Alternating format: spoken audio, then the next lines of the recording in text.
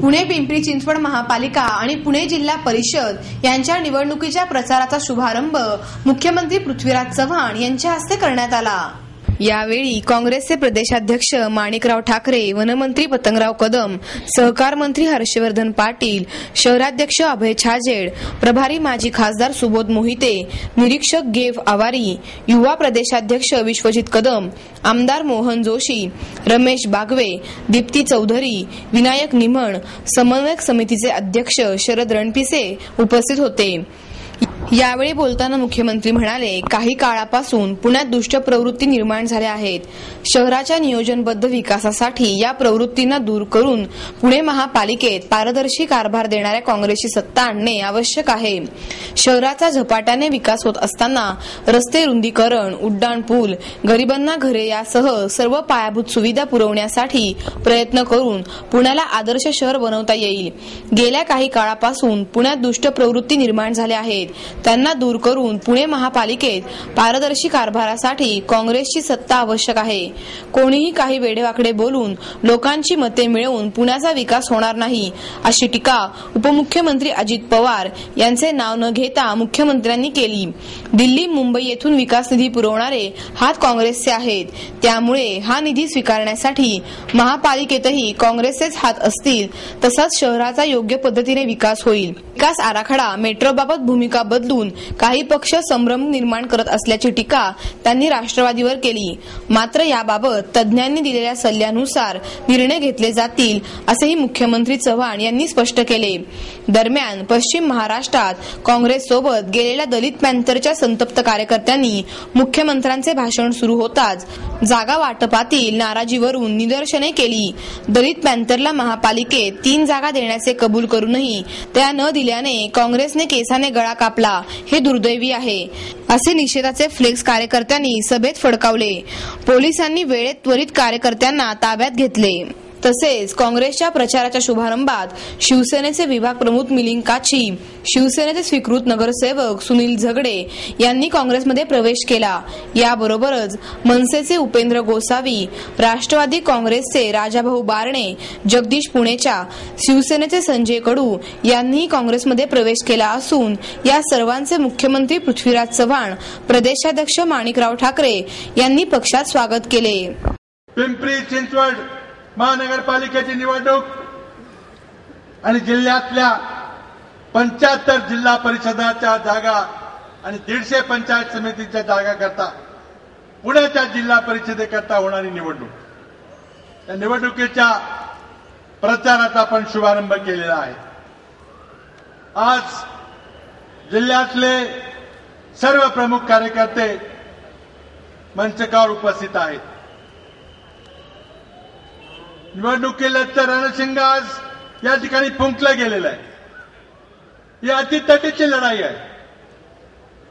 राज्यातलं आपण वातावरण पाहिलं तर राज्यातून नुकत्याच झालेल्या नगरपालिकेच्या निवडणुकामध्ये आपण जातीयवादी पक्षांना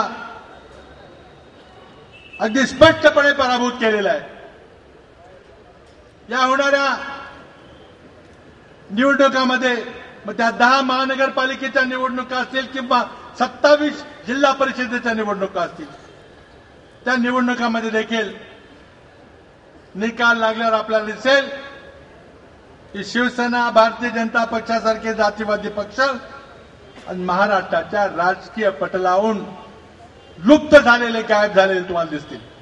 त्याचं महत्व गेलेलं दिसेल।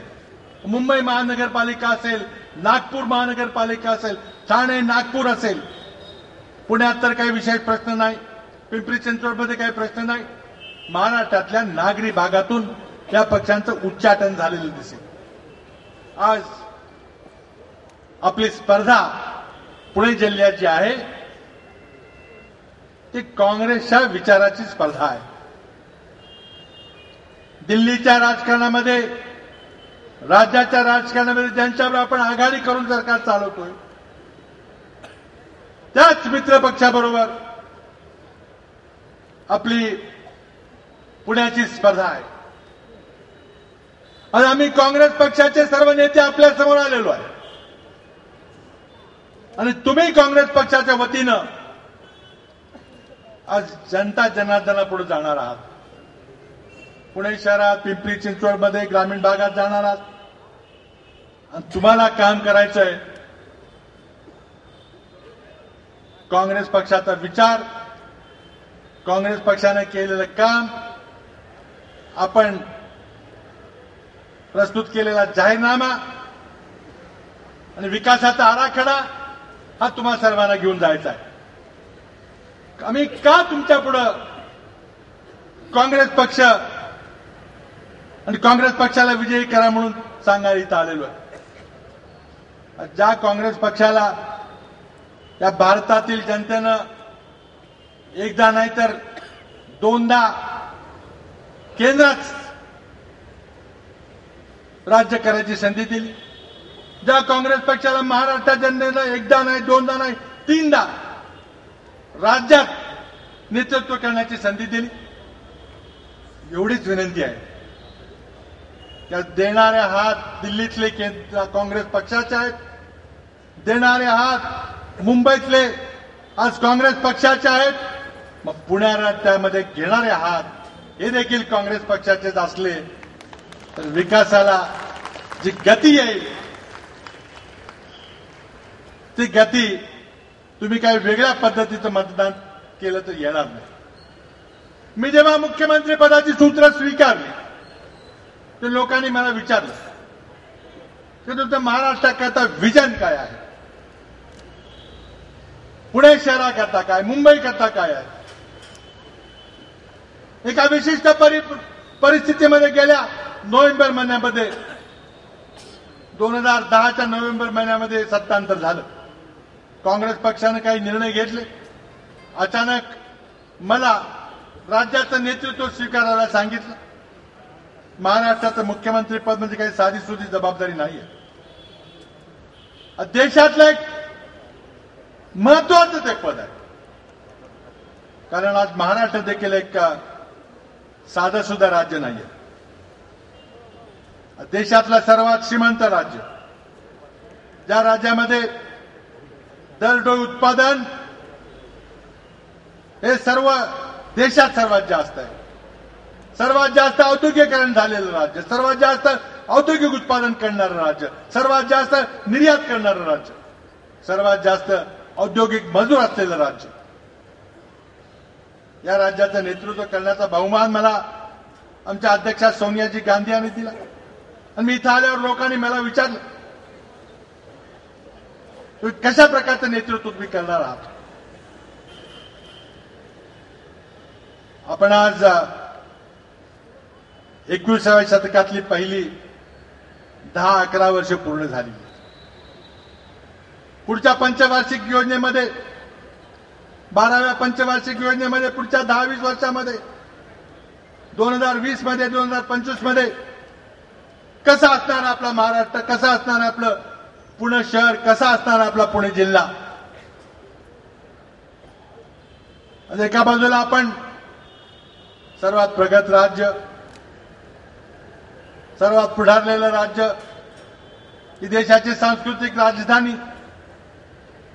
हे या देशातलं शिक्षणाचं सर्वात प्रमुख केंद्र, एक मोठं औद्योगिक आणि व्यापारी शहर,